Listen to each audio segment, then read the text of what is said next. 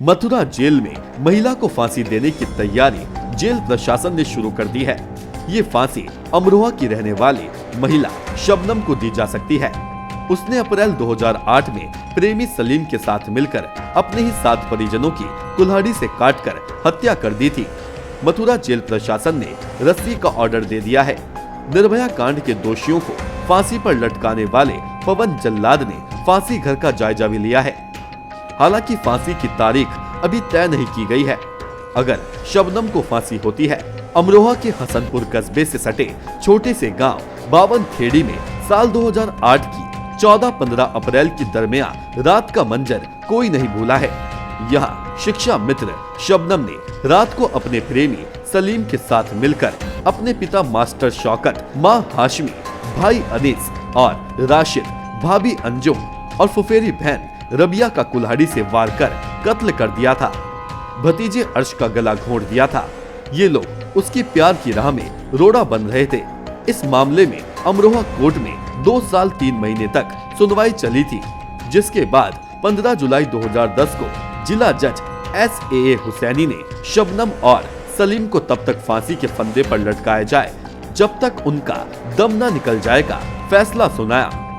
शबनम और उसका प्रेमी शायद कभी जेल न पहुंचते, लेकिन कुछ मामूली राज ने उनकी करनी की सजा दी है। शबनम ने शादी नहीं की थी, लेकिन वह रोजाना प्रेमी को घर पर बुलाती थी। वारदात में इस्तेमाल सलीम के पास से कुल्हाड़ी मिली थी। दोनों के खून से सने कपड़े मिले थे।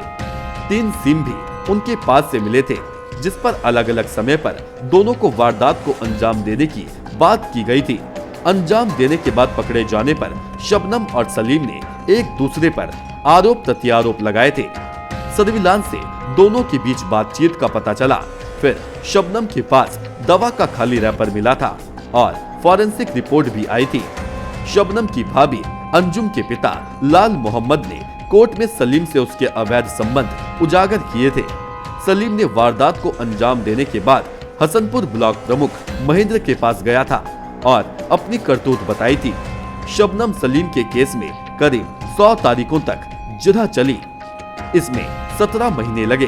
फैसले के दिन जज ने 29 गवाहों के बयान सुने। 14 जुलाई 2010 को जज ने दोनों को दोषी करार दिया था। अगले दिन 15 जुलाई 2010 को जज SAA हुसैनी ने सिर्फ 29 सेकंड में दोनों को फांसी की सजा सुना दी। इस मामले में 29 लोगों से 649 सवाल पूछे गए। 160 पन्नों में फैसला लिखा गया। 3 जजों ने पूरे मामले की सुनवाई की। Bureau report, nation 1।